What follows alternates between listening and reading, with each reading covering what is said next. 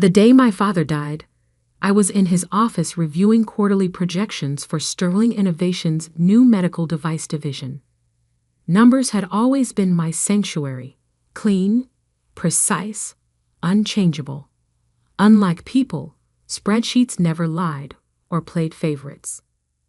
Mr. Sterling wants to see the Q3 estimates, his secretary Martha said, poking her head in. She'd been calling him Mr. Sterling instead of your father since my first day at the company. Professionalism, she'd explained, was everything. Almost done, I replied, double-checking my calculations. The medical division was my baby, a project I'd spent 3 years developing. The projections looked promising, a 40% growth rate, conservative estimates showing potential revenue of $50 million by year's end. I never got to show him those numbers. The heart attack hit during his afternoon tennis match. By the time I reached the hospital, Sarah had already arrived, designer heels clicking against sterile tiles as she paced the waiting room. My sister always did have perfect timing. Finally decided to show up. She snapped, barely glancing at me. "Where were you?" "Working," I said quietly. "At the office, where you haven't been in months." She waved her hand dismissively. "Some of us have lives outside that dusty building, Madison." That dusty building was Sterling Innovations' headquarters, the company our grandfather had founded and our father had built into a billion-dollar enterprise. Sarah treated it like a trust fund, showing up for board meetings and important client dinners, but leaving the actual work to others, mainly to me. The doctor's arrival cut short our brewing argument. His expression told us everything before he spoke a word. "I'm very sorry," he began, and the world tilted sideways. The next few days passed in a blur of funeral arrangements, condolence calls, and board meetings. I handled most of it, working through my grief the only way I knew how: by keeping busy. Sarah spent her time entertaining relatives and giving tearful interviews to business magazines about carrying on our father's legacy. The will reading was scheduled for a week after the funeral. I sat in our family lawyer's office, the same leather chair I'd occupied during countless childhood visits with Dad. Mr. Patterson, who'd handled Sterling legal affairs for 30 years, looked uncomfortable as he shuffled his papers. "As you know," he began, "your father updated his will recently, just 2 months ago, in fact." I nodded. Dad had mentioned wanting to get his affairs in order, though he'd seemed healthy as ever. "The bulk of his personal estate will be divided equally between you both," Mr. Patterson continued. "The house, investments, art collection, all split 50-50. Sarah smiled, probably already mentally redecorating the Manhattan penthouse. However, the lawyer cleared his throat regarding Sterling Innovations. My heart stopped. Dad and I had discussed this. Just last month, we talked about my 5-year plan for the company over dinner. He'd seemed excited about my vision for expanding the medical division, even proud. Control of the company, including the position of CEO and chairperson of the board, will pass to Sarah Sterling. The words hit like physical blows. Sarah's triumphant gasp barely registered through the roaring in my ears. "There must be some mistake," I managed. "Dad and we had plans. The medical division is specifically addressed." Mr. Patterson cut in gently. "Your father left instructions that all current projects should be reviewed by the new CEO for viability." Sarah's smile turned predatory. "Don't worry, little sister. I'll give your pet project all the attention it deserves." I sat there numb as Mr. Patterson continued reading. The details washed over me: voting shares, board positions, corporate structure. All I could think about was Dad's voice during our last dinner. The medical division could change lives, Madison. It's exactly the kind of innovation Sterling needs. Had it all been lies? The next morning, I arrived at the office early. As usual, my security badge still worked, though I wondered how long that would last. The medical division team was waiting for my morning briefing. 15 brilliant engineers and researchers who trusted my vision. I heard about the will reading, Martha said softly as I passed her desk. I'm so sorry, Madison. I managed a weak smile. Thanks, Martha. Has she arrived yet? 3rd floor. Moving into the executive office already. Of course she was. Sarah never wasted time claiming what she thought was hers. I made it through the briefing somehow, focusing on technical details and development timelines. My team knew something was wrong, but they were kind enough not to ask. These people had followed me, believed in me. What would happen to them now? The answer came sooner than expected. Madison. Sarah's voice cut through the quiet hum of the engineering floor. She stood in the doorway of our research lab, looking absurdly out of place in her camel suit. We need to talk. I followed her to what had been Dad's office. She'd already replaced his degrees and family photos with modern art pieces. His old leather chair, worn from years of late nights and important decisions, was gone, replaced by something sleek and strong. I've been reviewing the numbers, she said, perching on her new throne. The medical division is hemorrhaging money. It's a development phase, I explained, fighting to keep my voice steady. The projections show whatever you want them to show. She tossed a folder onto the desk, my carefully prepared reports. This isn't what Sterling Innovations needs right now.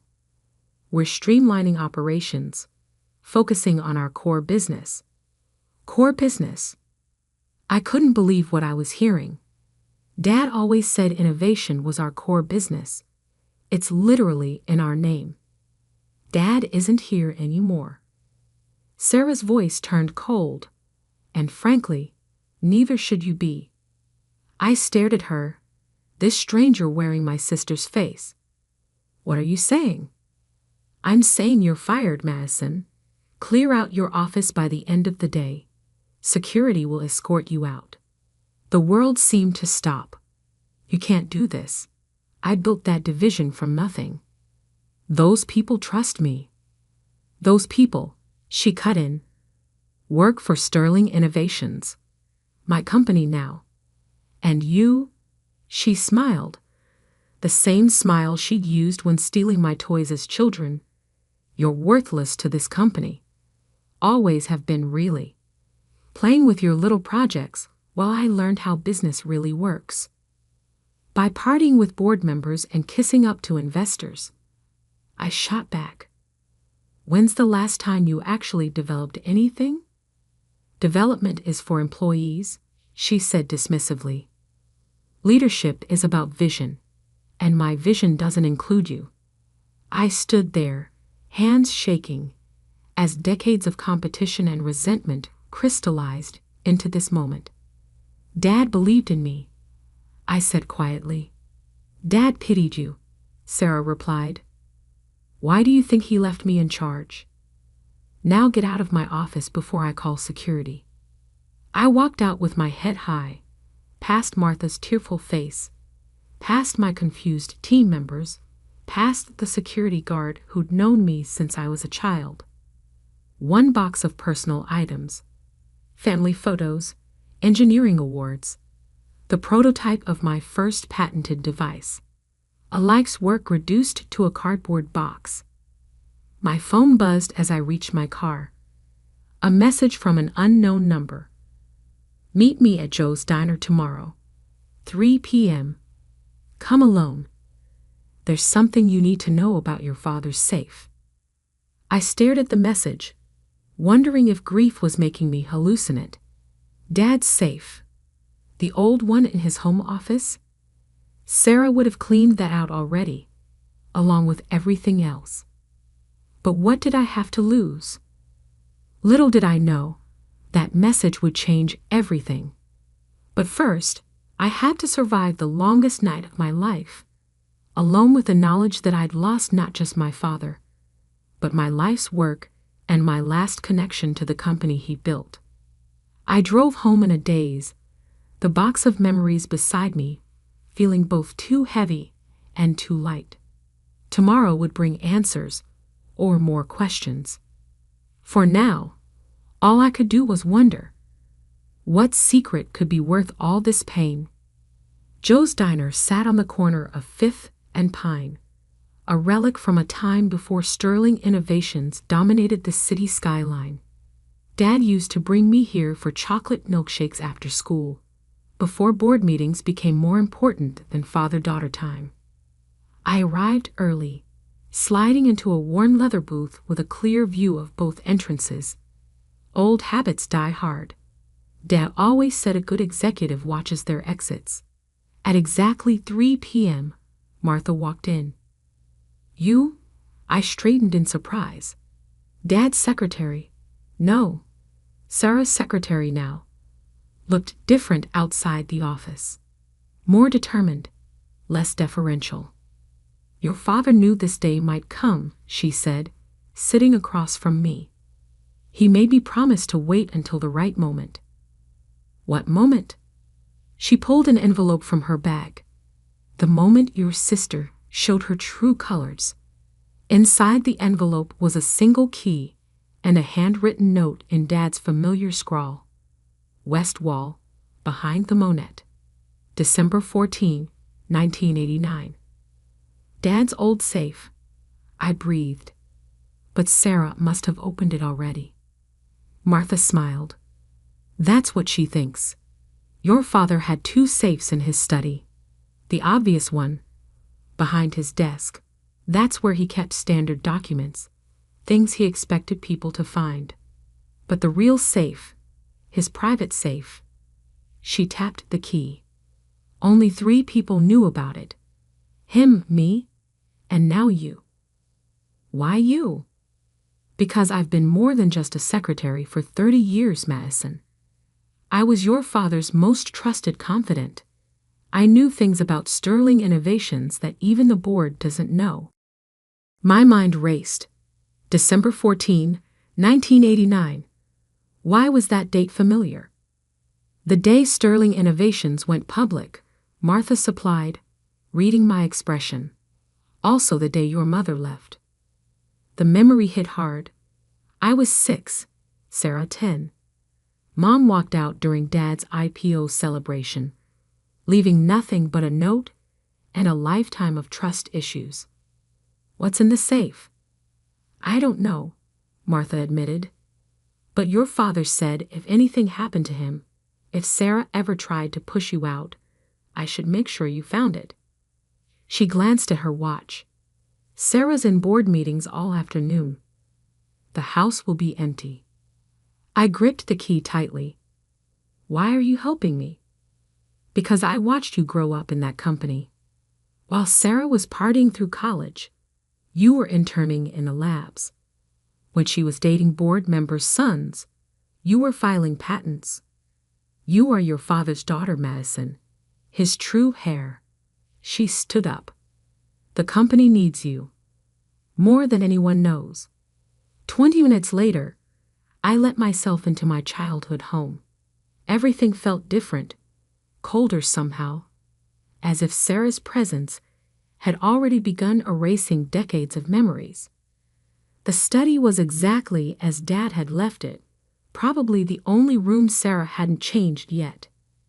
The Monet, an original, worth millions, hung innocently on the west wall. With trembling fingers, I lifted it. There, almost invisible against the wood paneling, was a seam. The key fit perfectly. Inside the wall safe were 3 items: a thick manila envelope, a USB drive, and a smaller envelope with Sarah's name on it. I opened the manila envelope first. Inside was a detailed report from a private investigator, dated 6 months ago. My hands shook as I read. Subject: Sarah Sterling investigation confirms systematic embezzlement from Sterling Innovations Medical Research Fund. Estimated total, $28.7 million. Funds traced to offshore accounts and real estate purchases under alias Jennifer Blake. Photos spilled out. Sarah meeting with shady lawyers. Documents showing money transfers. Property deeds in the Cayman Islands. The USB drive contained something even more damaging. Video recordings of Sarah selling Sterling trade secrets to competitors. She'd been sabotaging the company from within for years. But it was the letter with her name that explained everything. Dad's final message to his eldest daughter. Sarah, by the time you read this, you'll think you've won. The company will be yours, just as you always wanted. You'll believe I chose you over Madison. You're wrong. I've known about the embezzlement for months. The traded secrets, the offshore accounts. All of it. I gave you chances to come clean, to prove you could change. You failed every test. The will you think gives you control? It's a trap. The real transfer of power was executed months ago. Everything, the voting shares, operational control, even my board seat, was legally transferred to Madison through a series of blind trusts. Your CEO in name only. The moment you open this safe, those trusts activate. Madison becomes majority shareholder and true CEO of Sterling Innovations. I loved you, Sarah, but I had to protect the company. More importantly, I had to protect your sister from you. The choice is yours now. Resign quietly, return the stolen funds, or face criminal charges. Madison will know what to do. Dad. My phone buzzed. A text from Martha. The board meeting just ended. Sarah's headed to the house. I quickly photographed everything, then replaced it exactly as I'd found it. The front door opened just as I rehung the Monet. What are you doing here? Sarah's voice cracked like a whip. I turned slowly, saying goodbye to Dad's office, since you'll probably redecorate this room too. Get out before I call the police. I walked past her, pausing in the doorway. You should check Dad's safe, by the way. The real one, behind the Monet. Interesting reading material. Her face paled. What are you talking about? Ask Martha for the key. Or better yet, ask her about December 14, 1989. I smiled. Goodbye, Sarah. See you at tomorrow's board meeting. I heard her heels clicking frantically across the floor as I left, knowing she'd find exactly what Dad wanted her to find. In my car, I pulled out my phone and dialed the number for Sterling Innovations' head of security. Jack. Madison Sterling. I need you to lock down all company servers immediately. Authorization code Victor Echo 9. And put a hold on any transfers from our research accounts. Yes, Miss Sterling, he replied without hesitation. Dad's loyal people were still in place, just as he planned. Next, I called our family lawyer. Mr. Patterson, it's time to execute the Phoenix Protocol. Are you sure? He asked. Once we activate those trusts, there's no going back. I thought about Sarah's face when she fired me, about the years of sabotage, about Dad's final act of protection. I'm sure. My sister needs to learn that some safes hold more than just secrets. They hold justice. Tomorrow would bring chaos, board meetings, legal challenges, perhaps even criminal charges. But for now, I smiled, knowing Dad had outplayed us all. The medical division would survive. Sterling Innovations would thrive. And Sarah? She was about to learn what Dad always taught me. In business, as in life, the truth will always come out. All it takes is the right key, the right safe, and the right moment. The Sterling Innovations boardroom had always reminded me of a gladiator arena. 24 stories up, floor-to-ceiling windows offering a panoramic view of the city our family had helped build, and a massive oval table where corporate warriors fought their battles. I arrived early, watching the sunrise paint the skyline in shades of gold. Martha had already prepared the room, folders at each seat, coffee service arranged precisely, blinds adjusted to minimize glare. The little details that made big moments work. Security reports Sarah arrived at 5 a.m., Martha said, setting a cup of green tea at my usual spot. She's been in her office making calls all morning. I nodded, picturing my sister's desperation. Any transfers get through? No. The accounts are frozen, just as you ordered. Though she tried, 17 attempts to move funds offshore since midnight. And the board members? All confirmed attending, including Thomas Y. That was crucial. Thomas Y., our largest independent shareholder, had been Sarah's strongest supporter.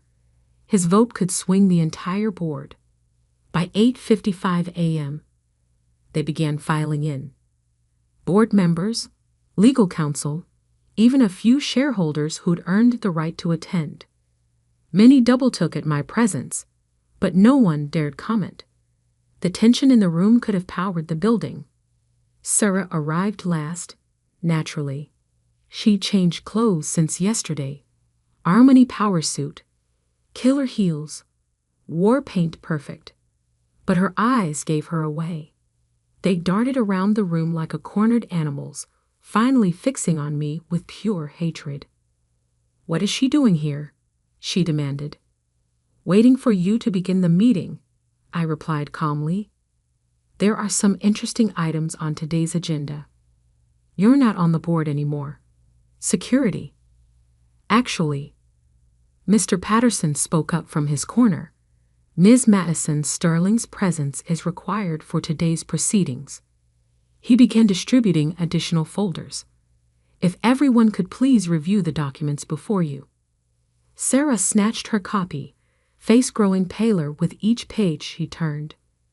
The room filled with murmurs, as others did the same.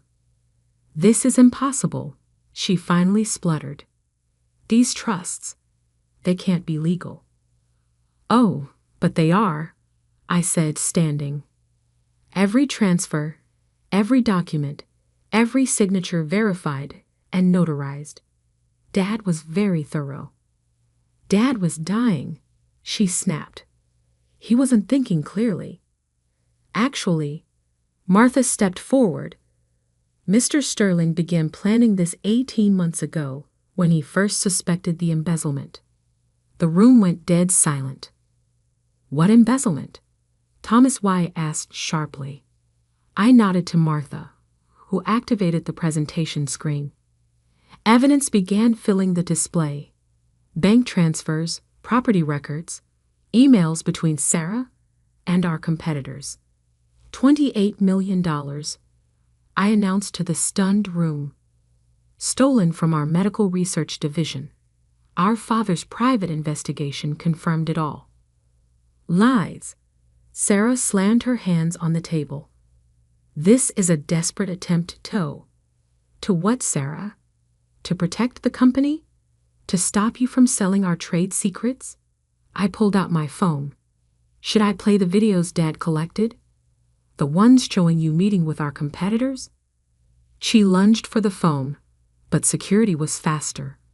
2 guards materialized beside her, firm but professional. "Miss Sterling," the head of security addressed Sarah. "We need you to remain seated." "This is my company," she shrieked.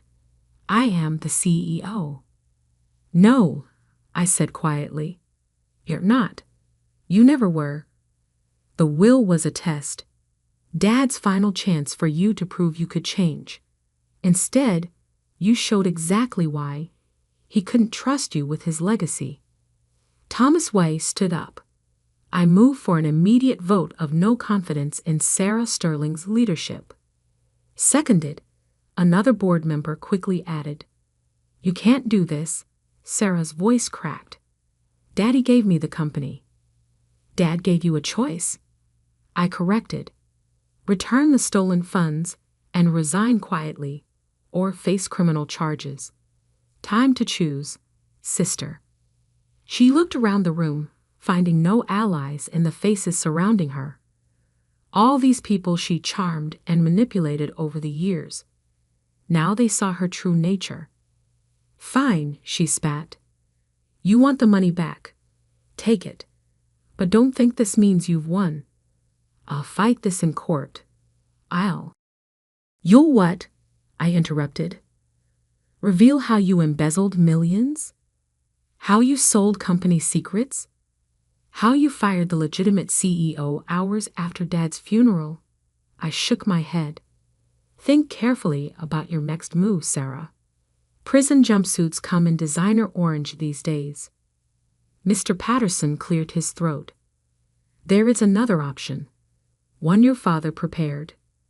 He slid a document across the table. Sarah's hands shook as she read it. A full confession in exchange for immunity from prosecution, I explained. Sign it, return every penny you stole, and you can walk away. Keep a small trust fund, even. Enough to live comfortably, if not extravagantly. And if I refuse? Then I'd press charges. The evidence goes to the SEC, the FBI, and every news outlet in the country. The great Sarah Sterling, brought down by her own greed. Tears smeared her perfect makeup as she stared at the document. For a moment, I saw past the designer armor to the sister I'd once admired, once loved. Was any of it real? I asked softly. Did you ever actually care about the company? About Dad's legacy? I cared about winning, she whispered. That's what Dad taught us, wasn't it? Win at all costs? No, I shook my head. That's what you chose to learn. Dad taught us to innovate, to build, to make things better. You just couldn't see past your own reflection. She picked up the pen, hand trembling slightly. You think you're so perfect, have you? Daddy's real hair? The true Sterling? No, Sarah. I just think I'm the sister who didn't betray everything our family built. The scratch of her signature echoed in the silent room. As soon as she finished, security stepped forward. Please escort Ms. Sarah Sterling from the building, I instructed. Her credentials have already been deactivated. She stood, straightening her designer jacket one last time.